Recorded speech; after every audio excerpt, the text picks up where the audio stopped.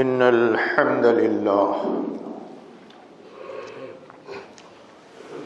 نحمده ونستعينه ونستغفره ونؤمن به ونتوكل عليه ونعوذ بالله من شرور أنفسنا ومن سيئات أعمالنا من يهده الله فلا مضل له ومن يضلل فلا هادي له وأشهد أن لا إله إلا الله وحده لا شريك له وأشهد أن محمدا عبده ورسوله أما بعد فإن خير الحديث كتاب الله وخير الهدى هدى محمد صلى الله عليه وسلم وشر الأمور محدثاتها وكل محدثة بدعة وكل بدعة ضلالة وكل ضلالة في النار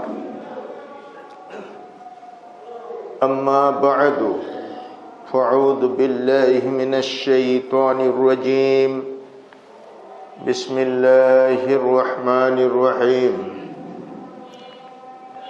يا أيها الذين آمنوا كتب عليكم الصيام كما كتب على الذين من قبلكم لعلكم تتقون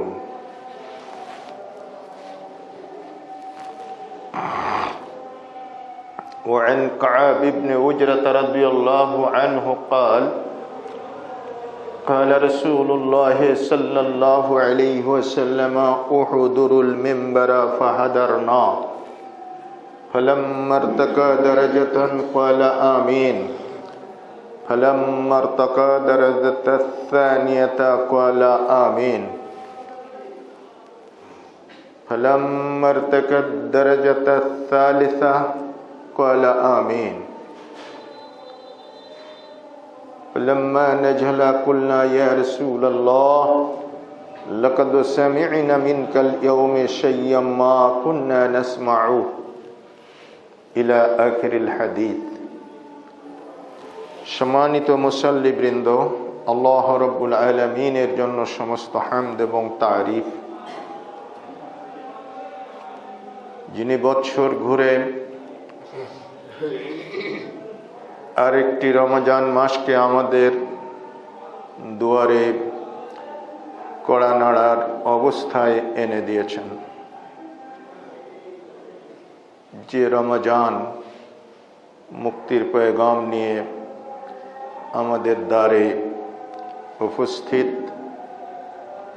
মহান আল্লাহ রাব্বুল আলামিনের কাছে আমাদের কায়মনা বাক্যে কামনা, আমরা যেন সুস্থ শরীরে সকলেই রমজান পেয়ে তার পবিত্রতা রক্ষার মাধ্যমে আল্লাহ রাব্বুল আলামিনের অনাবিল শান্তির স্থান জান্নাত কুসুম কাননে দাখিল হতে পারি। সবাই বলি আমিন। নুরুজ্জামান, একটু ওই যে বাইরের ভাইদের কাছে অনুরোধ করে আসো, যেটা দোকানের সামনে কথা বলছেন, যে খুতবা শুরু হয়েছে, আপনাদের আওয়াজ ভিতরে যাচ্ছে, ওনাদের শোরগোল করতে একটু নিষেধ করেছে। কই নুরুজ্জামানকে দেখছি না তো, বাইরে আছো? প্রিয় নবী মুহাম্মদ রাসূলুল্লাহ সাল্লাল্লাহু আলাইহি ওয়াসাল্লামের উপরে কিয়ামত দিবস পর্যন্ত শান্তি অবতীর্ণ হোক। যে নবী মুহাম্মদ সাল্লাল্লাহু আলাইহি ওয়াসাল্লাম রমজানের শিক্ষা, রমজানের পবিত্রতা, রমজানের মাহাত্ম্য এবং গুরুত্ব সম্পর্কে বিভিন্ন আঙ্গিকে বিভিন্নভাবে আমাদেরকে উদ্বুদ্ধ করেছেন, আমাদের পাপরাশি সমূহ ক্ষমা করার জন্য দিক নির্দেশনা দান করেছেন। আল্লাহ রাব্বুল আলামিন সেই নবীর উপরে কিয়ামত দিবস পর্যন্ত শান্তি অবতীর্ণ করুন এবং তার শাফাআত আমাদের সৌভাগ্য নসিব করুন, আমিন।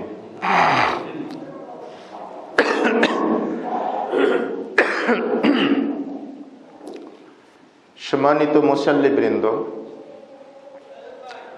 রমজান সিয়াম, এই মাসের নাম হচ্ছে রমাদান, যেটা শাবানের শেষে আগমন করতে যাচ্ছে। এটা রমজুন ধাতু থেকে উৎপন্ন হয়েছে আরবি। রমজুন শব্দের অর্থ হচ্ছে পোড়ানো। কোনো কোনো জিনিস খাঁটি করার জন্য আমরা আগুনে তাপ দেই, পোড়াই। যেমন তার ভিতরে একটা আছে স্বর্ণ, তার ভিতরে একটা আছে লৌহ। লোহা অনেক পুরাতন জং পড়া লোহা, মরিচা ধরে অনেক দিন পড়েছিল। যখন আগুনে দিয়ে পিটান দেওয়া হয় পুড়িয়ে, তখন কিন্তু তার সমস্ত মরিচা ছুটে গিয়ে লোহার একটা যে আকর সেটা বেরিয়ে আসে এবং সেটা ময়লা মুক্ত হয়ে যায়। আবার একটা নতুন কিছু বানালে সেটা চকচকা হয়ে যায়। ঠিক স্বর্ণ একইভাবে পুড়িয়ে খাঁটি করা হয়। এই কথাটার অর্থ হচ্ছে রমজুন, মানে পোড়ায় কোনো কিছু তার খাদ বের করে দিয়ে জিনিসটাকে খাঁটি করা। এই যে রমজান মাসটা আমাদের কাছে আসলো, এই মাসটা ঠিক আমাদের খুদ পিপাসায় জর্জরিত করে দিয়ে আমাদের ভিতরটা খানিকটা রেকটিফাইড করার জন্য সমস্ত মরিচা দূর করে একটা নতুনত্ব, ইমানের একটা নতুনত্বের উন্মেষ ঘটানোর জন্য রমজান মাস। এজন্য এই মাসটার নাম রাখা হয়েছে রমাদান, খাঁটি করার মাস। আর সিয়াম, আল্লাহ রাব্বুল আলামিন সূরা বাকারার 183 নম্বর আয়াতে সিয়ামের বিধান নাজিল করেছেন। সেখানে তিনি বলছেন, কুতিবা আলাইকুমুস সিয়াম, তোমাদের উপরে সিয়াম ফরজ করে দেওয়া হলো। সিয়াম শব্দের অর্থ আমরা বাংলা ভাষায় স্বাভাবিকভাবে রোজা বলে প্রকাশ করে থাকি, কিন্তু এর বাংলাটা রোজা অ্যাপ্রোপ্রিয়েট হয় না। পারফেক্ট এর কোনো বাংলা করলে এর অর্থের অপূর্ণতা থেকে যায়। এই জন্য সিয়ামকে সিয়াম হিসাবেই অভিহিত করাটাই সবচেয়ে নিরাপদ, এবং সালাতকে সালাত হিসাবেই নামকরণ করাটাই অধিকতর নিরাপদ। তো সিয়াম বা রোজা তোমাদের উপরে ফরজ করে দেওয়া হলো, যেমনটি পূর্বের উম্মতের উপরে ফরজ করা হয়েছিল। পূর্বের উম্মতের উপরে কিভাবে ফরজ ছিল, কতদিন ফরজ ছিল, এটা আল্লাহ রাব্বুল আলামিন জানাননি। নবী করিম সাল্লাল্লাহু আলাইহি ওয়াসাল্লাম ডিটেলস জানাননি। যতটুকু জানিয়েছেন তন্মধ্যে ইহুদিদের উপরে আশুরায়ে মুহররমের সিয়াম, এটা নাকি ফরজ ছিল, যেটা তারা রাখত। আমাদের উপরে নফল, নাজাতে মুসার শুকরিয়া হিসাবে নবী করিম সাল্লাল্লাহু আলাইহি ওয়াসাল্লাম এটাকে নফল বললেন। তবে নফল সিয়ামের মধ্যে সবচেয়ে রাজকীয় সিয়াম মুহররমের সিয়াম, আশুরার সিয়াম। তাহলে এটা হচ্ছে নাজাতে মুসার সাথে সম্পর্কিত। এটা কখনোই শাহাদাতে হুসাইন বিন আলী রাদিয়াল্লাহু তাআলা আনহুর এই ঘটনার সাথে সম্পৃক্ত বিষয় নয়। কিন্তু আজকে বাঙালি মুসলিম সমাজে একটা ভ্রান্ত চেতনা, ধারণা প্রচলিত আছে যে হোসেন রাদিয়াল্লাহু তাআলা আনহু শাহাদাত বরণ করেছিলেন কারবালায়, যদিও ওই তারিখটা 10ই মুহররম ছিল, কিন্তু সেই সুবাদে সিয়াম রাখা হয়, এই ধারণাটা সঠিক নয়। তো এখন আল্লাহ রাব্বুল আলামিন উম্মতে মুহাম্মাদের উপরে যে কৈফিয়ত বা যেই হালাতে ফরজ করলেন, সেটা হচ্ছে পূর্ণ এক মাস। কুতিবা আলাইকুমুস সিয়াম কামা কুতিবা আলাল্লাযীনা মিন ক্বাবলিকুম, অতীতের উম্মতের উপরে যেভাবে আমি সিয়াম ফরজ করেছিলাম অনুরূপ তোমাদের উপরে সিয়াম ফরজ করলাম।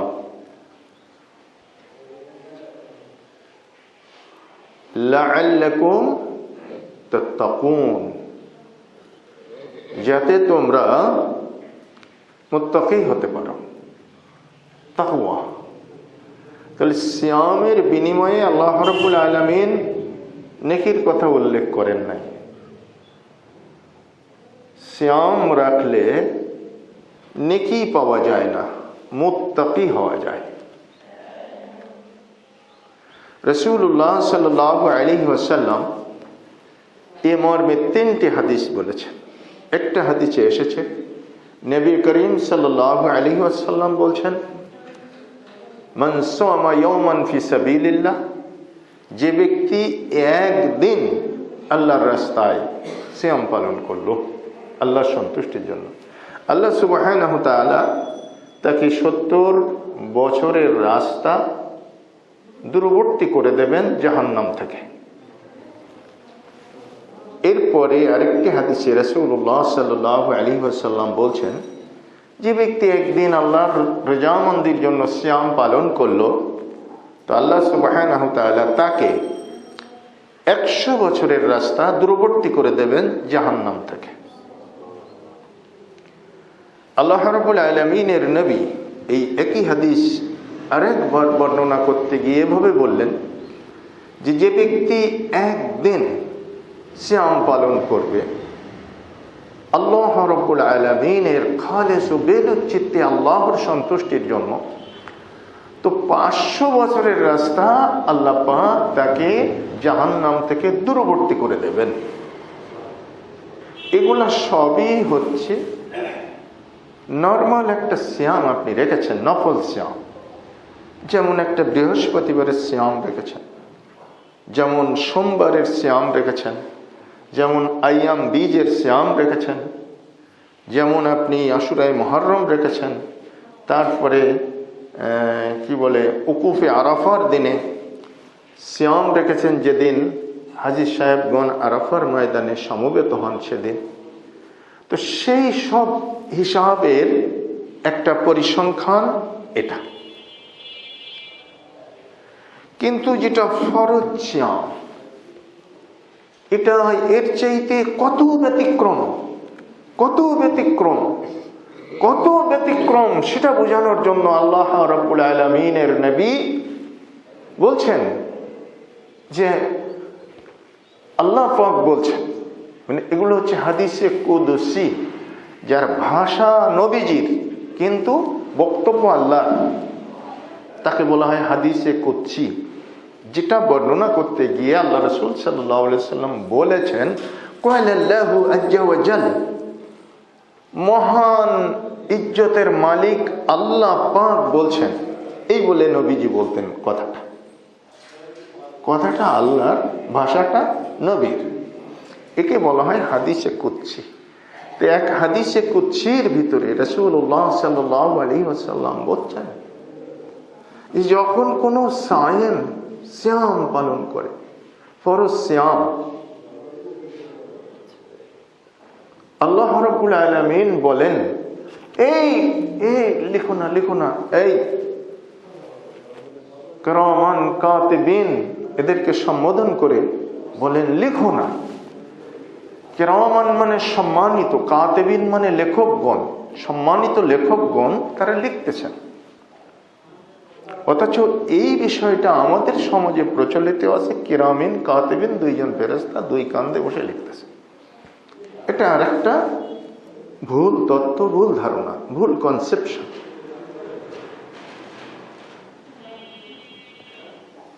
এটা অসংখ্য ফেরেশতায় কাজ করছে, যতটা প্রয়োজন ততটা করছে। আল্লাহ রাব্বুল আলামিন সেভাবে করেছেন, কিরামান, সম্মানিত, কাতিবিন, লেখক বৃন্দ। তো এখন এই সম্মানিত লেখক বৃন্দকে আল্লাহ রাব্বুল আলামিন নির্দেশ দিয়ে বলেন, লিখো না, লিখো না, ওটা আমি দেব। আস-সাওমু লি ওয়া আনা আজজি বিহি, আমার জন্য সিয়াম পালন করেছিল, সুতরাং আমি এর প্রতিদানটা দিব, যত খুশি তত দিব। তাহলে এখন আপনার ওই 100 বছরও টান ধরে না, 70 বছর টান ধরে না, 500 বছর টান ধরে না, ডাইরেক্ট কি জান্নাত, ডাইরেক্ট জান্নাত। আমার জন্য সে বিরত রয়েছে। শ্যাম শব্দের আবিধানিক অর্থ বিরত থাকা। কিসের থেকে? পনাহার থেকে। কতটা সময়?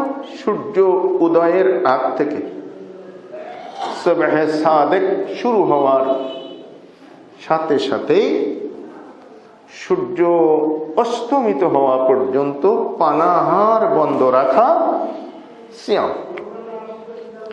হালাল স্ত্রী, স্বামী স্ত্রী দুজনই একান্ত নিরিবিলি ওই 3 তলার পরে 5 তলার পরে 7 তলার পরে অবস্থান করছে, কিন্তু তারা পরস্পরের সাথে জৈবিক চাহিদা চরিতার্থ করে না। একজন আর একজনকে বলে আমরা তো সায়েম, আমরা তো সিয়াম পালন করছি। সুতরাং সুনির্দিষ্ট সময় পার হওয়ার আগে কেউ কারোর দিকে শাহওয়াতের সাথে বা জৈবিক উত্তেজনার সাথে কেউ কাউকে আলিঙ্গন করে না, কেউ কারোর নিকটবর্তী হয় না, বিরত থাকে। এই যে বিরত থাকাটা, এটাই সিয়াম। কার জন্য? আল্লাহর জন্য। কারণ এখানে প্রক্সি দেওয়া খুব সহজ ছিল। আপনি ওযু করতে গিয়ে পানি খেয়ে নেন, পিপাসা লেগেছে, কেউ ধরতে পারবে না। আপনি ঘরের দরজা বন্ধ করে নিরিবিলি ভাত খেয়ে নেন। আপনি খুলনার মানুষ, সাতক্ষীরায় গেছেন, হোটেলে ঢুকে পেট ভরে খেয়ে নেন, খুলনায় এসে ইফতারিতে বসে যান, কেউ টের পাবে না। কিন্তু মোমেন এ কাজটা করে না। যারা যত কম দরের মোমেন হোক না কেন, এটা সে করে না। মাশাআল্লাহ কিছু আছে যারা কুফরির ভিতরে বিচরণ করছে, শুধু পোশাকে আশাকে লেবাসে আর নামে মুসলিম আছে, এদের কথা আলাদা। কিন্তু মোমেন যারা, বিন্দু মাত্র ঈমান যার ভিতরে আছে, তারা এই কাজটা অন্তত করে না। এই জন্য আমরা দেখতে পাই রমজানুল মুবারক যখন আবির্ভূত হয় তখন মসজিদগুলো ভরে যায়, মানুষের দান সদকা করার প্রবণতা বেড়ে যায়, মসজিদ ভরে যায়। তারপরে সালাতুত তারাবিতে যারা কন্টিনিউ নামাজি না, তারাও চলে আসে। মানে ওই যে হাদিসে আল্লাহ রাসূল সাল্লাল্লাহু আলাইহি সাল্লাম বলছেন, সুফিদাতিশ শায়াতিন ওয়া মারাদাতিল জিন, এই শয়তানগুলোকে শৃঙ্খলিত করা হয় আর দুষ্টমতি জিনগুলোকে কি করা হয়? শৃঙ্খলিত করা হয়। তো এর একটা বাস্তব প্রমাণ হচ্ছে, এই দেখেন রমজান আসলে আমাদের ইবাদত বন্দেগী বা দ্বীনি কাজে আগ্রহ উপস্থিতি সব বেড়ে যায়। কিন্তু রমজান চলে যায়, আবার মুসল্লি হারিয়ে যায়।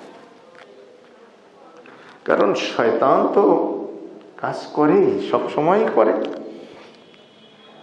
আর রমজান চলে গেলে তখন অবাধে করে, যে কারণে আমরা দুর্বল চেতা ইমানের মানুষ, আমরা পিছু হটে যাই। রাসূলুল্লাহ সাল্লাল্লাহু আলাইহি ওয়াসাল্লাম বলছেন আরেকটি হাদিসে, যেদিন থেকে চন্দ্র উদিত হয় রমজানের চাঁদ, আসমানে একজন দাঈ, একজন বা অসংখ্য হতে পারে, ফেরেশতাদের ভিতর থেকে কিছু দাঈ রয়েছে। দাঈ মানে হচ্ছে যারা দাওয়াত দেয়, ডাকে, ইয়া বাগিয়াল খায়রে আকবিল ওয়া ইয়া বাগিয়াশ শাররে আকসির, হে পুণ্য অন্বেষণকারী তোমরা সামনে এগিয়ে এসো, হে পাপাত্মার দল, হে পাপীর দল, পাপ অন্বেষণকারীর দল তোমরা পিছিয়ে যাও, হটে যাও, সরো, আসতে দাও, নেককারদেরকে আসতে দাও। এভাবে চলে শাওয়ালের চাঁদ উদিত হওয়া পর্যন্ত। শাওয়ালের চাঁদ ওঠে, ওই যে আহ্বানকারী ফেরেশতারা তারা অমিট হয়ে যায়। তো এটা হচ্ছে পবিত্র মাহে রমজানুল মুবারকের ফজিলত, মাহাত্ম্য এবং এর গুরুত্ব। নবী করিম সাল্লাল্লাহু আলাইহি ওয়াসাল্লাম এভাবে খুতবা দিচ্ছিলেন। একদিন সাহাবী ইরবাজ বিন কাব বিন উজরা রাদিয়াল্লাহু তাআলা আনহু বলছেন যে নবীজি আমাদেরকে বলেন, এই কে কোথায় আছো, আসো উহুদুরুল মিম্বারা, আমার মিম্বারের দিকে এগিয়ে আসো, বসো। আমরা অনেক সময় যখন অনানুষ্ঠানিকভাবে কিছু বলার জন্য দাঁড়িয়ে যাই তখন ডাক দেয় না, কাছাকাছি আসেন, সরে আসেন। অনুরূপ ভাবে রাসূল সাল্লাল্লাহু আলাইহি সাল্লাম কিছু বলার জন্য দাঁড়ালেন, মেম্বারে দাঁড়ালেন। তো সাহাবীরা বলছেন যে আমরা এগিয়ে আসলাম। তিনি উঠলেন, যখন প্রথম ধাপে খুতবা দিচ্ছিলেন হঠাৎ আমিন বলে উঠলেন। দ্বিতীয় ধাপে উঠে খুতবা দিচ্ছিলেন, হঠাৎ আমিন বলে উঠলেন। 2 রাকাত সালাত পড়েছেন ভাই? ভাইকে বলছি, 2 রাকাত সালাত পড়েছেন? আচ্ছা, তো কি হলো? আমিন বললেন। অবশ্যই বলছেন, বয়ান দিচ্ছেন, খুতবা দিচ্ছেন, আমিন বললেন। যখন তিনি তৃতীয় ধাপে উঠলেন, এই ধাপ চেঞ্জ করতেছেন, তৃতীয় ধাপে উঠলেন, তখনও আমিন বললেন। বক্তব্যের বিষয়বস্তু শেষ করে তিনি নেমেছেন। আমিন বলার হেতুটা সাহাবায়ে কেরাম রিদওয়ানুল্লাহি আলাইহিম আজমাইন কিছুই বুঝতে পারলেন না। তো তখন একজন জিজ্ঞেস করলেন, ইয়া রাসূলুল্লাহ, লাকাদ সামি'না মিনকা আল-ইয়াওম শাই'আন মা কুননা নাসমা'উহু, আপনার কাছ থেকে আজকে এমন কিছু শুনলাম যে ইতিপূর্বে কোনোদিন শুনিনি। এই যে 3 বার স্টেপ চেঞ্জ করলেন আর আমিন বললেন, এর হেতু কি? তখন নবী করিম সাল্লাল্লাহু আলাইহি ওয়াসাল্লাম বললেন, দেখো, আমি যখন এই প্রথম স্টেপে দাঁড়িয়ে খুতবা দিচ্ছিলাম, ফাইন্না জিবরিল আরাজা লি ক্বালা বাউদা মান আদরাকা রমাদান ফালাম ইগফার লাহু কুলতু আমিন। তখন জিবরিল আমিন আমার কাছে এসেছিলেন এবং তিনি ওহীর মাধ্যমে জানালেন যে, হে নবী, আপনার সেই সমস্ত উম্মতগুলো ধ্বংস হয়ে যাক, সেই সমস্ত উম্মতগুলো বরবাদ হয়ে যাক, হালাক হয়ে যাক, জাহান্নামে চলে যাক। যারা রমজান পেল অথচ রমজানের মাধ্যমে গুনাহ খাতা মাফ করাতে পারলো না, তারা ধ্বংস হয়ে যায়। তো আমি আমিন বলেছি যে আল্লাহ ওদেরকে ধ্বংস করে দিক, জাহান্নামী করে দিক। দরকার নাই ওদের মতো হতভাগ্য যারা রমজান পেল অথচ গুনাহ মাফ করাতে পারলো না।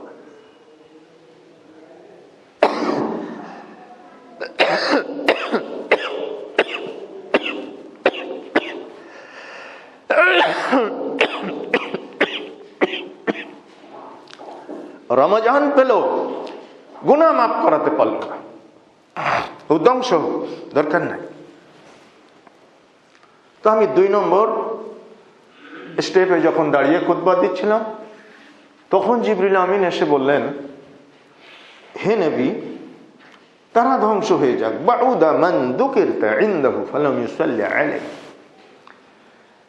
যারা আপনার নাম শোনার পরে দরুদ পেশ করে না, তারা বখিল, তাদের নাম বখালাতের খাতায় লেখা হবে, আর তারা ধ্বংস হয়ে যাক, একেবারে হালাক হয়ে যাক, জাহান্নামে চলে যাক, দরকার নাই ওদের। তো নবীজি এটাতেও বললেন আমিন, আল্লাহ কবুল করে নেন। তৃতীয় স্টেপে উঠে গিয়েছিলাম, তখনও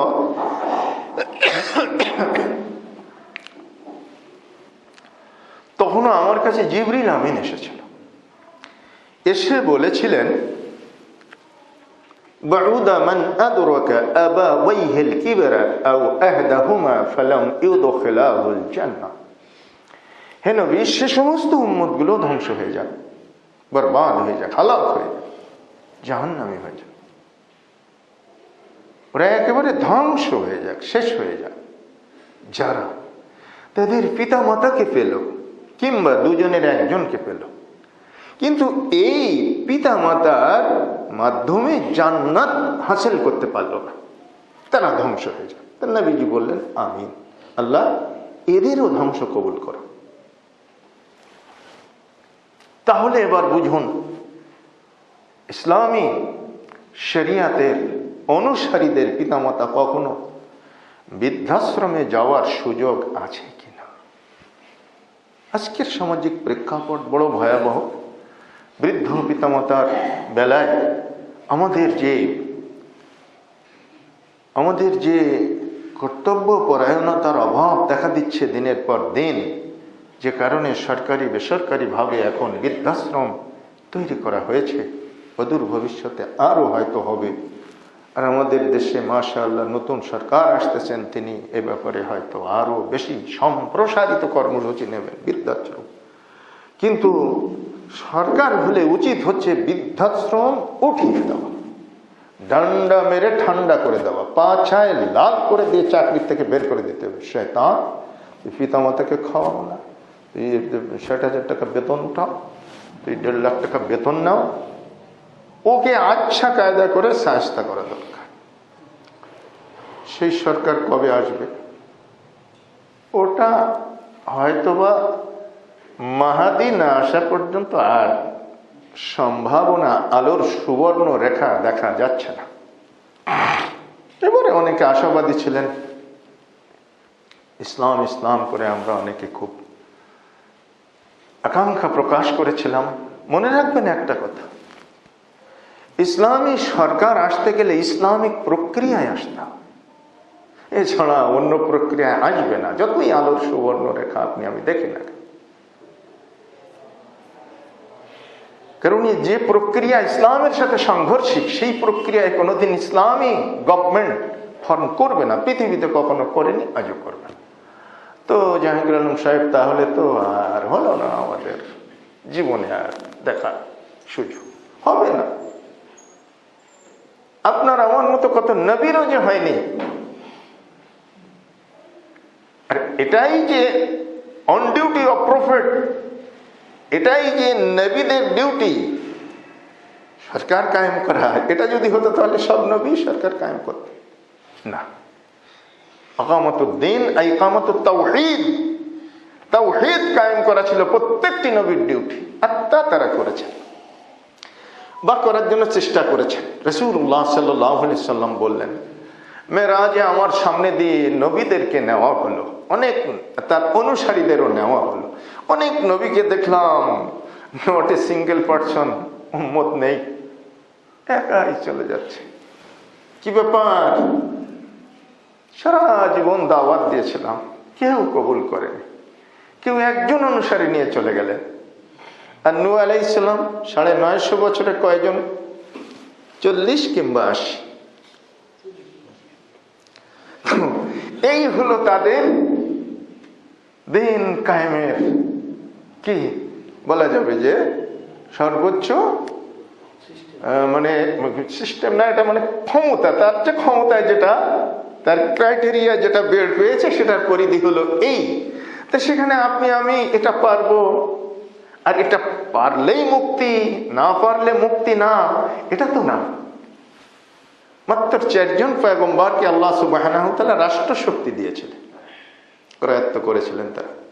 একজন আমাদের নবী, একজন ইউসুফ, আর একজন দাউদ, আর একজন সুলাইমান আলাইহিমুস সালাতু ওয়াত তাসলিম। আল্লাহ তাদের সকলের উপরে রহমত নাজিল করুন, সবাই বলে আমিন। তো এখন আমি বলছিলাম যে এটা বৃদ্ধাশ্রমে যাওয়ার বিষয়ে প্রসঙ্গটা আসলো। এখন যদি ইসলামিক সরকার নাও আসে, তবুও মানবিক সরকার তো আসতে পারে। আমাদের একটা শিল্পী ছিলেন শফিকুল ইসলাম, সে তার গানের ভিতরে বলেছিল, রাসূল আসবে না কুরআনের বাণী, ওমর আসবে না তা তো বলোই,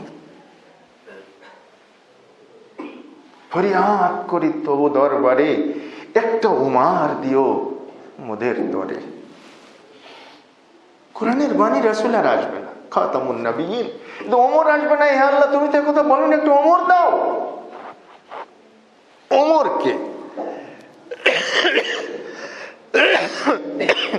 মাফ করবেন, আমি গত সপ্তাহ থেকে সাংঘাতিক অসুস্থ। গত জুমায় খুতবা অর্ধেক টাইম কাশি আর অর্ধেক টাইম খুতবা, তারপরেও ভাঙা ভাঙা কণ্ঠে বলতে হয়েছিল। আজকেও দেখছি তার থেকে একটু উপশম, তবে একেবারে সুস্থ না। আল্লাহ রহম করুন। যে কথা বলছিলাম যে ওমরকে, ওই তো দেখেন সিয়াম সাধনার ডাইরেক্ট প্রতিফল যাদের জীবনে ঘটেছিল তারা হচ্ছেন সাহাবায়ে কেরাম রিদওয়ানুল্লাহি আলাইহিম আজমাইন। তারা হচ্ছেন খুলাফায়ে রাশেদার, সেই সমস্ত মহান ব্যক্তিত্ব যারা রাসূল সাল্লাল্লাহু আলাইহি ওয়াসাল্লামের সংস্পর্শে, একেবারে ডাইরেক্ট স্পর্শমণির পরশে কয়লা যেমন সোনা হয়ে যায়, তারাও অনুরূপভাবে স্বর্ণে পরিণত হয়ে গিয়েছিল। সেই সমস্ত সোনার মানুষগুলো একটা সোনালী যুগ পার করেছিলেন, যে যুগটাকে লক্ষ্য করে আল্লাহ রাসূল সাল্লাল্লাহু আলাইহি ওয়াসাল্লাম বলেছিলেন, খায়রুল কুরুনে কারনি, আমার যুগ হচ্ছে স্বর্ণের যুগ, তারপরের যুগ, তারপরের যুগ। 3টা যুগের কথা বলেছেন। 36 বছর, 12 বছরে এক যুগ। ঠিক 36 বছর পরেই খোলাফায়ে রাশেদার যুগের আল্লাহ রাসূল সাল্লাল্লাহু আলাইহি সাল্লাম থেকে 36 বছর যোগ করলে তাতে যে টাইমটা পার হয়, সেই টাইমটার ভিতরে 4 জন খলিফা চলে গেল। 36 হিজরির পর থেকে 37 হিজরি থেকে ফিতনা মাথা চড়া দিয়ে উঠেছে। তো যাই হোক, সেটা অন্য লাইনের কাহিনী। তো এরা যে ইতিহাসে স্মরণীয় হয়ে আছে, বরণীয় হয়ে আছে, কি কারণে? সিয়াম যে লাআল্লাকুম তাত্তাকুন, আল্লাহ বলছেন যে আমি তোমাদেরকে মুত্তাকি বানিয়ে দেবো সিয়ামের বদৌলতে। এই দেখুন, রাসূল সাল্লাল্লাহু আলাইহি ওয়াসাল্লাম বহু আমলের বিনিময়ে নেকির ঘোষণা দিয়েছেন। তিনি বলছেন, যদি কেউ কোনো মৃত ব্যক্তির জানাজায় হাজির হয়, জানাজার সালাত আদায় করে, তাহলে তার জন্য 1 কিরাত নেকি হবে। তিনি বললেন, যদি কেউ জানাজার উপস্থিত হলো, জানাজার সালাত আদায় করলো, অতঃপর দাফন কার্যে অংশগ্রহণ করলো, দাফন এটাও করলো, কিছু সময় দেরি করতে হয় না দাফন করতে গেলে, মাটি দিয়ে আসতে গেলে, এই দেরিটাও সে করলো। আমরা এখন ম্যাক্সিমাম লোকই জানাজাটা পড়েই চলে যাওয়াটা, এটা কেউ প্রয়োজনে যায়, আর অধিকাংশ মানুষ আবার একটা স্টাইল মনে করে এটাকে। অতক্ষণ ধরে আমি যদি রাস্তার পাশে দাঁড়িয়ে থাকি, আমি অমুক, এটা একটা কেমন দৃষ্টিকটু হয়। চলো, তো এখন গেল যাওয়াটা আমরা নিষেধ এমন বলছি না, কিন্তু রাসূল সাল্লাল্লাহু আলাইহি সাল্লাম বলছেন এই কাজটা করে গেল, সে 2 কিরাত নেকি পেল। 2 কিরাত। সাহাবারা জিজ্ঞেস করলেন, ইয়া রাসূলুল্লাহ সাল্লাল্লাহু আলাইহি সাল্লাম, এই কিরাতের পরিমাণটা কত? বুঝলাম না তো, কিরাত 1 কিরাত 2 কিরাত। আল্লাহর নবী বললেন, 1 কিরাত উহুদ পাহাড়ের সমান। উহুদ পাহাড় কেমন? 8 কিলোমিটার লম্বা, 4 কিলোমিটার চওড়া।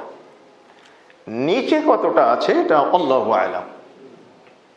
তো এর 2 কিরাত, 2 উহুদ পাহাড়ের সমপরিমাণ নেকি কে পেল? যে সালাতে জানাজা আদা করলো এবং যে দাফন কার্য সম্পন্ন করলো। পরিমাণ বললেন, তো সিয়ামটা তার চাইতে পরিমাণে বেশি হবে না কম হবে, কি মনে হয়? এখানে কোনো পরিমাণই উল্লেখ নেই, পরিমাণই উল্লেখ নেই। ডাইরেক্ট জান্নাত। সিয়াম পালন করলে জান্নাত হয়, নেকি হয় না।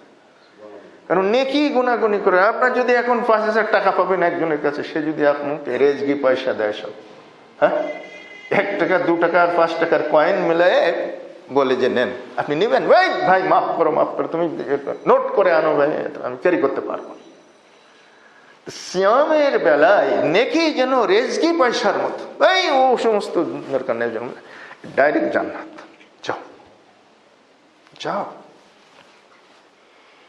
কিয়ামতের ময়দানে রাসূলুল্লাহ সাল্লাল্লাহু আলাইহি সাল্লাম বলছেন, 2টো জিনিস কিয়ামতের ময়দানে শাফাআত করবে। একটা হচ্ছে সিয়াম, একটা শ্যাম, শ্যাম দার্থহীন ভাষায় বলে, জোর গলায় বলে, আল্লাহ তোমার জন্যই আমি ওকে খেতে দেইনি, তোমার জন্যই আমি ওকে পান করতে দেইনি, তোমার জন্যই আমি ওকে ওর হালাল স্ত্রী থেকে বিরত রেখেছি একটা মোক্ষম সময়। আল্লাহ ওকে জান্নাতে দাও, আমি শাফাত করছি। শ্যাম দার্থহীন ভাষা। আর একটা হচ্ছে কোরআন, কোরআন শাফাত করবে। তেলাওয়াত বেশি বেশি করে করুন, যারা পারেন না তেলাওয়াত করতে শিখুন। এখন হাজারো সিস্টেম শেখার বেরিয়ে গেছে। আপনি এভাবে, এই তো ফেসবুকে দেখি তো মাঝে মাঝে কলম ধরলে এটা ইয়াসিন ওয়াল কুরআনিল হাকিম ইন্নাকা লামিনাল মুরসালিন, আপনার ওই কলমও চলে যাচ্ছে আর এই ওয়ার্ডও আপনার উচ্চারণ হয়ে যাচ্ছে। তারপরে আবার ওই যে অনলাইনে কোরআন শিক্ষারও ব্যবস্থা হয়েছে, ঘরে বসে শেখেন। তারপরে আমাদের ইমাম মুয়াজ্জিন এখানে মওজুদ আছে, এদের কাছে ক্লাস করেন। রমজান মাসে 1 মাস আপনি শিখে যেতে পারবেন ইনশাআল্লাহ। তো শিখে যদি আপনি কোরআন তেলাওয়াত করেন, কোরআন শাফাত করবে। আপনার তাও সময় হলো না, শিখতে পারলেন না। এর ভিতরে সূরা ইখলাস জানেন না এমন কেউ কি আছেন? কেউ নেই, আমার মনে হয় কেউ নেই। এই বাচ্চাদের কথা আলাদা, তাও বাচ্চারা এখন ওদের মায়ের কাছ থেকে শিখে ফেলে। আপনি সূরা ইখলাস জানেন, কুল হুয়াল্লাহু আহাদ, আপনি 3 বার পড়েন, প্রতিদিন 3 বার অন্তত পক্ষে কন্টিনিউ করেন, আপনি 1 খতম কোরআনের সওয়াব পেয়ে যাচ্ছেন। কত সহজ করে দিয়েছেন আল্লাহ তার দিনকে, কত সহজ করে দিয়েছেন রাসূল সাল্লাল্লাহু আলাইহি সাল্লাম তার দিনকে। অথচ তারপরেও আমরা আজকে ফজরের পরে কোরআন খতম করেছেন কে কে? যদি জিজ্ঞেস করি অধিকাংশ ফেল, অধিকাংশ ফেল, অধিকাংশ না 99%। ওই খতম মানে ওই যে 3 বার কুল হুয়াল্লাহু আহাদ পড়েছেন যারা, খতম হয়ে গেছে। রাসূল বলেছেন, আমার কথা না, আমাদের কথা না। আছে না ওই যে এই ওয়ালেট গুলা আমাদের, ওইগুলা কি টাঙানো আছে? ওই যে ফরজ সালাতের পরে যে জিকির আজকার গুলা নুরজামান আছে, ওটা বাড়িতে নিয়ে যান আপনি কিনে, হয়তো 35 বা 25-40 টাকা দাম হয়। বাড়িতে নিয়ে টাঙিয়ে রাখেন ওয়ালের গায়ে। আপনি মুখস্থ করতে পারছেন না, দেখে পড়েন, ওখানে দেখেন ও মাঝখানে একটা সিলেবাস আছে, সূরা ইখলাস, সূরা ফালাক, সূরা নাস, এটা পড়ে তারপরে 33 বার সুবহানাল্লাহ, আলহামদুলিল্লাহ, 34 বার আল্লাহু আকবার, যে আসকারে মাসনুনা যেটা নবী করিম সাল্লাল্লাহু আলাইহি ওয়াসাল্লাম পড়তেন, আমাদের ওইখানে টাঙিয়ে আছে। তো আমরা মনে হয় শতকরা 95% মুসাল্লি জানি না যে ওখানে এটা টাঙায় আছে আর এইটা পড়তে হয়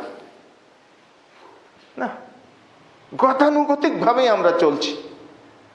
আমার কথা হচ্ছে যে একটা অ্যাওয়ারনেস তৈরি করুন যে আমাকে বাঁচতে হবে কিয়ামতের মাঠে। মুমিনের বিজয় হচ্ছে দুনিয়াবী সফলতা নয়। ঈসা আলাইহিস সালাম সূরা সফের শেষ আয়াতটা পড়বেন, তাফসীর বা অর্থ সহ। ঈসা আলাইহিস সালাম বললেন, মান আনসারি ইলাল্লাহ, আল্লাহর রাস্তায় সাহায্য করার জন্য কে কে আছো? ক্বাল আল হাওয়ারিয়ুনা নাহনু আনসারুল্লাহ, হাওয়ারিরা বলল আমরা আছি। হাওয়ারি মানে যারা কাপড় চোপড় পরিচ্ছন্নতার পেশায় নিয়োজিত, আমরা আছি। ক্বাল আল হাওয়ারিনা নাহনু আনসারুল্লাহ ফাআমানাত তাইফাতুম মিন বনি ইসরাঈল ওয়া কাফারাত তাইফা, অতঃপর হাওয়ারিরা ঈমান আনলো আর একটা গ্রুপ কুফরি করলো ঈসা আলাইহিস সালামের সাথে। ফাসবাহু জাহিরিন, আল্লাহ পাক বলছেন এই ঈমানদার গোষ্ঠীটা তারা বিজয়ী হয়ে গেল। অথচ আমরা দেখতে পাই ঈসা আলাইহিস সালাম তার সাথীরা তারা একেবারে, ঈসা আলাইহিস সালাম তো তাকে ক্রুসিফাই করলো, ক্রুসিফাইড হলেন তিনি, তাকে আল্লাহ উঠিয়ে নিলেন, আর তার যারা অনুসারী ছিল তারা ধ্বংস হয়ে গেল। তা আল্লাহ বলছেন তারা বিজয়ী হল। মানে কি? মুমিনের বিজয় লৌকিক বিজয় নয়, মুমিনের প্রকৃত বিজয় হচ্ছে পরলৌকিক বিজয়। আমরা কিন্তু একেবারে ধরে নিয়েছি লৌকিক বিজয় মানেই হলো বিজয়, ভোটে জিতে আসা মানেই বিজয়। না, ভোটে জিতলে কি করবেন আপনি? রাষ্ট্র চালানোর অধিকারটা পাবেন, যে অধিকার মুসা আলাইহিস সালাম পেয়েছিলেন নিষ্কণ্টক ভাবে। ফিরআউনের সমস্ত গ্রুপ 6 লক্ষ সৈন্য বিশিষ্ট বাহিনী সব শেষ হয়ে গেল। আপনাদের হয়তো মনে প্রশ্ন জাগতে পারে, একটা ফিরআউন, একটা মুসা মারার জন্য, তার সাথে কিছু বনী ইসরাইলের অনুসারী মারার জন্য 6 লক্ষ সৈন্যের কি দরকার ছিল? এটা দরকার ছিল না তো। ফিরআউন বোকা নাকি? না, ফিরআউন ভীষণ চালাক লোক ছিল। ফিরআউন এই 6 লক্ষ সৈন্য নিয়ে মুসাকে তাড়া করেছিল। এর কারণ হচ্ছে ফিরআউন দেখেছিল না মুসার লাঠি, যে জাদুকরদেরকে ফিরআউন নিয়ে আসলো, সেই জাদুকররা মুসা আলাইহিস সালামকে একজন জাদুকর মনে করেছিল। তো জাদু দিয়ে জাদু প্রতিহত করার জন্য হায়ার করে আনা হলো কতিপয় জাদুকরকে। তারা জাদুর সাপ ছেড়ে দিল, অসংখ্য অজগর হা করে আসতেছে মুসা আলাইহিস সালামের দিকে। মুসা আলাইহিস সালাম নিজেই ভীত হয়ে গেছেন এখন। আরে মুসা আলাইহিস সালামের দোষ কি? এখানে অজগর লাগবে না, একটা ডোড়া সাপ যদি ঢুকে পড়ে ওখান থেকে, কয়জন মুসল্লি ভিতরে থাকে দেখেন না? কিচ্ছু না, সাপও আসেনি, শুধু ওই কর্নার থেকে আওয়াজ দেন ওই সাপ, দেখেন না কয়জন রাখতে পারে? মুসা আলাইহিস সালাম নিজেই ভীত। আর ভীতির কারণও বটে, বিশাল অজগর হা করে আসতে তার গালের ভিতরে হেঁটে চলে যাওয়া যায়, পেটের ভিতরে। মুসা আলাইহিস সালামও তো মানুষ, নবী।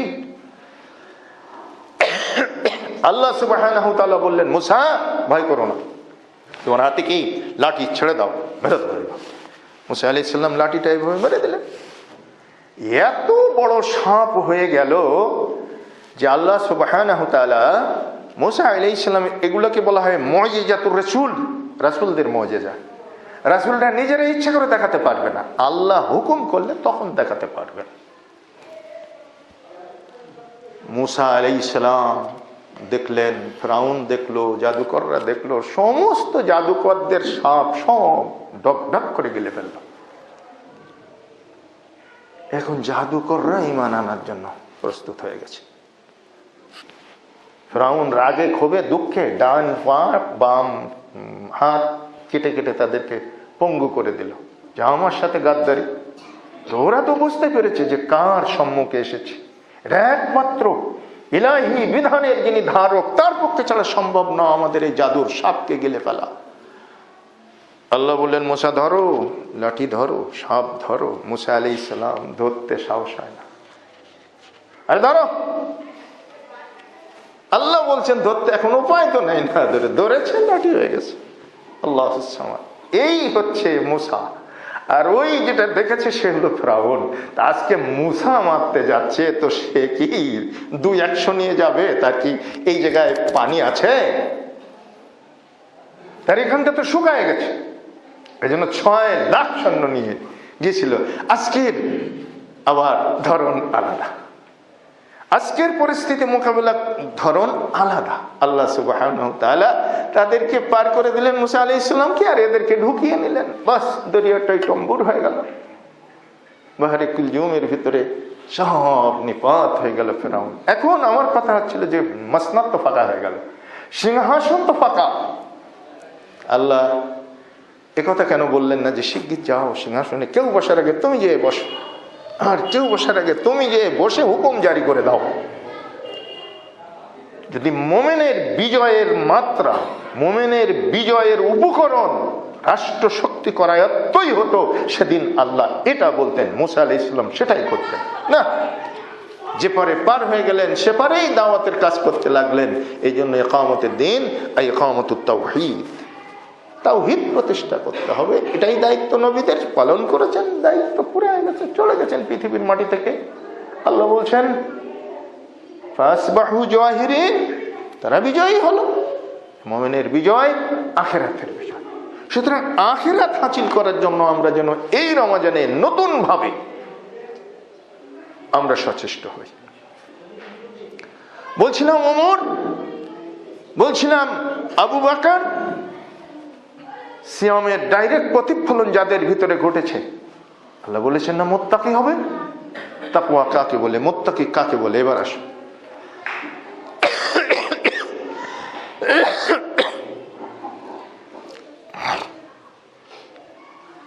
ওমর রাদিয়াল্লাহু তাআলা অতি প্রত্যুষে ফজর সালাতের পরে বাসায় ঢোকার আগে প্রত্যুষে ভ্রমণ করতেছেন, পায়চারি করতেছেন। আমরা যেমন হাঁটি অনেকেই, এরকম তিনি হাঁটাহাঁটি করতেছেন। দেখলেন মরুভূমিতে একটা পর্ণ কুটির ফাঁকা জায়গায়, সেই কুটিরের ভিতর থেকে একজন লোক কালো চাদর মুড়ি দিয়ে হন হন করে চলে যাচ্ছে। তিনি বললেন কে যায়, একটু তার সাথে পরিচিত হওয়ার জন্য দ্রুত হাঁটলেন। কিন্তু না, যত দ্রুত হাঁটলেন তার চাইতে অধিক দ্রুততর ভাবে ওই লোকটা প্রস্থান করে আপন গন্তব্যে চলে গেল। ওমর দেখা পেলেন না। মনে মনে ভাবতেছেন কি ব্যাপার, এটা পুরুষ মানুষই তো মনে হলো। এই বাড়িতে আমার জানা মতে একজন মহিলা ছাড়া তো আর কেউ থাকে না। এই বাড়িতে একটা লোক আসলো, আবার ভোরে চলে যাচ্ছে, কে এই লোকটা? আচ্ছা দেখি তো পরের দিন। তো পরের দিনও দেখে একই অবস্থা। তিনি দ্রুত পদে আজকে লোকটাকে ধরতেই হবে, জিজ্ঞেস করতে হবে কে কি জন্য আসে বাড়িতে। না, এখন যদি কেউ মনে করে যে আমার পিছনের লোকটার সাথে আমি ধরা দেব না, তাহলে এর গতি যতটা সে তার গতি আরো বাড়াবে। লোকটা নিরাপদ দূরত্বে প্রস্থান করলো, ধরতে পারলো না। তৃতীয় দিন ওমর আজকে খুব ধরার মেজাজ নিয়ে এসেছেন, কিন্তু আজকেও পারলেন না। লোকটা এত সতর্ক যে আগেই চলে গেল, প্রস্থান করলো। পারা তো গেল না লোকটার সাথে কথা বলা, কি জন্য আসে, কি বৃত্তান্ত, কিছুই তো বুঝতে পারছি না। তো ওই বাড়ির দরজায় গিয়ে সালাম দিয়েছেন, আসসালামু আলাইকুম ইয়া আহলাল বাইত, হে বাড়িওয়ালারা, তোমাদের উপরে সালাম। বাড়ির থেকে একজন রমণী কণ্ঠের আওয়াজ ভেসে আসলো, ওয়ালাইকুম সালাম রাহমাতুল্লাহি ওয়া বারাকাতুহু। হে মুসাফির, কি আপনি কোথা থেকে এসেছেন, কি প্রয়োজন আপনার? দেখুন আমি মাজুর মানুষ, আমার এই বাড়িতে আর কেউ নাই, আমি একজন বৃদ্ধা, এই বাড়িতে থাকি, আমার চোখ নেই, আমি অন্ধ, আমি কিছু দেখতে পাই না, আপনার কোনো উপকার আমি করতে পারবো না। আপনি কি প্রয়োজনে এসেছেন বাবা? সে মাগো, আমি কোনো প্রয়োজনে আসিনি, আমার কিছুই উপকার আপনার করতে হবে না, শুধু একটা কথা জানতে এসেছি। কি কথা বলুন? আচ্ছা, এই 3 দিন দেখলাম আপনার ঘরের ভিতর থেকে একটা লোক খুব ভোরে চলে যায়। এই লোকটার সঙ্গে দেখা করার জন্য আমি অনেক দ্রুত হেঁটে তার সাক্ষাৎ প্রার্থনা করি, কিন্তু লোকটাকে পাই না, লোকটা আমার নাগালের বাইরে থাকে, চলে যায় দ্রুত। আমি যদি হাঁটি লোকটা ছোটে, আমি যদি ছুটি লোকটা তার চাইতে দ্রুত বেগে ছুটে পালায়। কে এই ব্যক্তি, কি জন্য আসেন? বলে 3 দিন দেখেছেন? হ্যাঁ। আপনি ভুল দেখেছেন? বলে না মা, আমি ভুল দেখিনি, আমি একেবারেই রাইট দেখেছি, ঠিকই দেখেছি। না, আমি বলছি ওই ভুল না, 3 দিন না, ও রোজ আসে। 3 দিন না বাবা, প্রতিদিন আসে, প্রতি প্রত্যুষে এসে সালাম দিয়ে আমার অনুমতি নিয়ে আমার ঘরে ঢোকে, আমার বিছানা কাঁথাগুলো সব পরিষ্কার আপনার ভাঁজ করে তুলে রেখে সুন্দর করে দিয়ে যায়, আবার আমার ময়লা কাপড় চোপড় থাকলে সেগুলো পরিষ্কার করে দিয়ে যায়, আমার থালা বাটিগুলো মেজে ঘষে ধুয়ে সব পরিচ্ছন্ন করে দিয়ে যায়, আমার ঘর ঝাড়ু দেওয়ার কাজটাও করে যায়। পরিচারিকা যে কাজটা করবে সেই কাজটা উনি নিজেই এসে করে যান। বাবা, আমি বহুদিন পর্যন্ত জিজ্ঞেস করেছি কে আপনি, কোথা থেকে আসেন, আপনার বাড়ি কোথায়, আপনি জমিনের কোনো মানুষ না আপনি আকাশের ফেরেশতা, কি পরিচয় বাবা আপনার? তা লোকটা তার পরিচয় আমাকে আজ পর্যন্ত একদিনের তরেও বলেনি। একথা শোনার সাথে সাথে হযরত ওমর রাদিয়াল্লাহু তাআলা আনহুর চোখের পানি গড়িয়ে দাড়ির আঘাত দিয়ে টপ টপ করে বুকের উপরে পড়তেছে। তিনি অদৃশ্য পথের দিকে চেয়ে বললেন, হে আবু বকর, হে আবু বকর, দুনিয়ার কোন চোখ তোমাকে চিনতে না পারলেও আমি ওমর তোমাকে চিনতে ভুল করিনি। আবু বকর, আমার বড় ভয় হচ্ছে যে কর্মসূচি তুমি রেখে যাচ্ছ, তোমার পরের খলিফারা এত বড় কঠিন কর্মসূচি কেমন ভাবে পালন করবে। আপনি ভাবতে পারেন তাকওয়া কাকে বলে? আপনি ভাবতে পারেন লাআল্লাকুম তাত্তাকুন বলে আল্লাহ যে সিয়াম সাধনার প্রেক্ষিতে মুমিনদেরকে মুত্তাকি হওয়ার সুসংবাদ দিয়েছেন, সে তাকওয়া কাকে বলে? সে তুলনায় আজকে আমাদের দেশে রাজা, বাদশাহ, সম্রাট, সম্রাজ্ঞী, প্রেসিডেন্ট, প্রধানমন্ত্রী কিংবা স্থানীয় কোনো ধনী ব্যক্তি, হ্যাঁ, কতটুকুন পেরেছি তাকওয়া অবলম্বন করতে? এক শিখি, এক নয়া, তাও কি আমরা টিকব? হ্যাঁ, একটা বিন্দু, তাও তো টিকব না। আল্লাহুস সামাদ লাআল্লাকুম তাত্তাকুন। জেরুজালেমের দুর্গ থেকে চিঠি লিখেছে, খ্রিস্টান পোপরা চিঠি লিখছে, দুর্গের ভিতরে আশ্রয় নিয়েছে, মাসাদিক কাল অবরোধ করে রেখেছেন সেনাপতি আবু উবাইদা। এটা ওমরে ফারুকের জামানা। হে খলিফাতুল মুসলিমিন, মাসাদিক কাল অবরোধ করে রেখেছি, দুর্গের দরজা এরা খুলল না। দুর্গের ভিতরে তাদের পর্যাপ্ত রসদ রয়েছে জমা, আর আমরা এই 1-1.5 মাসের সমস্ত রসদ শেষ হয়ে গেছে। দুর্গের ভিতরে যারা আছে তাদেরও ঘাটতির দিকে যাচ্ছে, তারাও চিন্তা করছে কি করা যায়, এভাবে অবরুদ্ধ থেকে কতদিন আর বাঁচা যায়। শেষে তারা চিরকুট লিখে পাঠালো, স্বয়ং খলিফাতুল মুসলিমিন ওমর ইবনুল খাত্তাব যদি আসেন, তার কাছে আত্মসমর্পণ করে আমরা জেরুজালেমের এই ভূখণ্ড তার হাতে তুলে দেব, আমরা জিজিয়া দেব, আমরা তার কাছে বশ্যতা স্বীকার করব। হে সেনাপতি, তোমার কাছে নয়। ওমর ফারুক দ্বীপ্রহরের সময় জনৈক কাসেদ পত্রবাহক এসে তার কাছে চিঠিটা পৌঁছে দিল। চিঠি পাওয়ার পরে তিনি বললেন, ঠিক আছে, এই আমার উট প্রস্তুত করো, খাদ্য বস্তু প্রস্তুত করে দাও, তৈজসপত্র রেডি করে দাও সফরের জন্য। আর নতুন পথে একজন ওই টানা লোক লাগে, উট পুরাতন পথে লাগে না। তো যেহেতু নতুন পথ জেরুজালেম পাড়ি দিতে হবে, একজন ভৃত্য নিলেন সাথে। বাস নিয়ম অনুযায়ী ভৃত্য রশি টানছে, ওমর পিঠে বসে আছে। এক মঞ্জিল যাওয়ার পরে বলল, নামো। হে ভৃত্য, থামো। থামলো ভৃত্য, তিনি নেমে আসলেন, এসে বলছেন, তুমি ওঠো, আমি টানবো। ভৃত্য বলে, হুজুর মাফ করবেন, এত বড় বেয়াদবি, আমার মা বাপ আপনার জন্য কুরবান হয়ে যাক, আমি এত বড় গুস্তাখি আপনার সামনে করতে পারব? হবে না, এটাই মানবাধিকার। তুমিও মানুষ, আমিও মানুষ। আল্লাহ তোমাকেও যা দিয়ে সৃষ্টি করেছেন, আমাকেও তাই দিয়ে সৃষ্টি করেছেন। যে ওমর বক্তব্য বলেছিলেন, ইউফ্রেটিস নদীর তীরে একটা কুকুরও যদি অভুক্ত অবস্থায় মারা যায়, আমি ওমর কিয়ামতের মাঠে জবাব না দেওয়া পর্যন্ত আল্লাহর দরবারে এক পাও সামনে যেতে পারবো না। ইউফ্রেটিস নদী, ফোরাত নদী, এই সেই ওমর। যাও, তুমি জিতে গিয়ে আমাকে হারিয়ে দিতে চাও, হবে না। এবার বাধ্য হয়ে ভৃত্য উটের পিঠে চড়েছে। টানতে টানতে আল্লাহর কি ইচ্ছা, শেষ মঞ্জিল গিয়ে ভৃত্য চড়বে, ওমর টানবে, এই পালা। শেষ আবেদন করছে ভৃত্য, খলিফাতুল মুসলিমিন মাফ করবেন। এবার ওই যে চেয়ে আছে দেখা যাচ্ছে, ওরা উপরের দিকেই রিমার্ক করবে। রিমার্কেবল সিট হচ্ছে উপরে, যে টানছে সে কোনোদিন খলিফা হবে না। তো ওরা ভুল করবে, আমাকেই রেসপেক্টেবল পারসন হিসাবে ওরা গোমান করবে, অনুমান করবে, আমাকে মাফ করেন, এই মঞ্জিলটা আমাকে ভিক্ষা দেন, আমি টানি, আপনি উপরে থাকেন, নইলে এটা একটা ডিসেন্সি ব্রেক হবে, এটা ডেকোরাম থাকবে না, প্রোটোকল থাকবে না, আপনি বসুন। ওমর রাদিয়াল্লাহু তাআলা আনহু বলেছিলেন, হে ভৃত্য, মনে রেখো, আমি ওমর কিয়ামতের মাঠে হেরে যেতে রাজি না, আর তুমি জিতে যাবে, হবে না। যেভাবে বাড়ি, যেভাবে পালা, সেভাবেই চলতে হবে। ওঠো, আমি টানবো। সমস্ত অমাত্যবর্গ নগরীর দ্বার খুলে দিয়ে বেরিয়ে অধীর আগ্রহে অপেক্ষা করছেন। সবার নজর উপরের দিকে।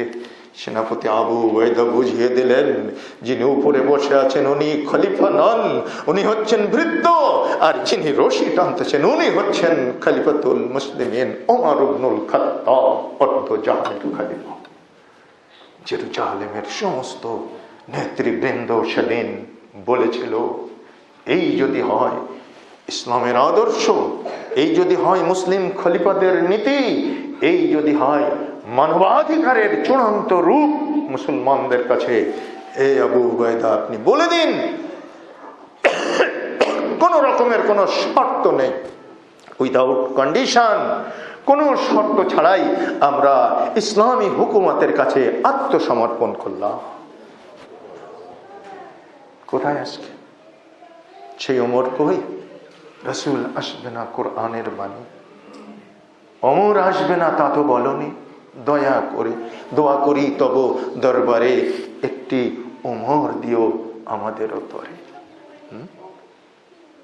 তাকওয়া লাআল্লাকুম তাত্তাকুন, এভাবে হাজারো প্রমাণ ঐতিহাসিকভাবে আপনাদের সামনে, আমাদের সামনে ভাস্বর হয়ে আছে যে তাকওয়া যদি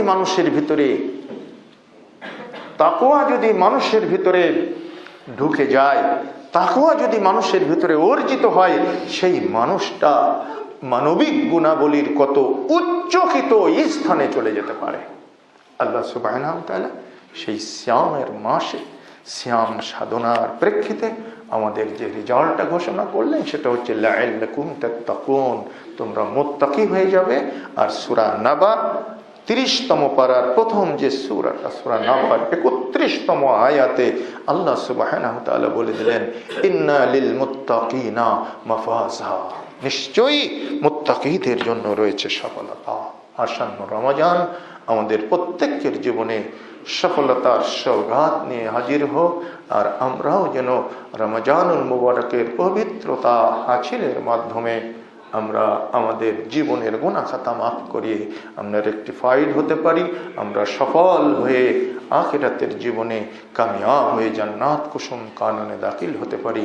সেই তৌফিক রব্বুল আলামিন আমাদের দান করুন, আমিন।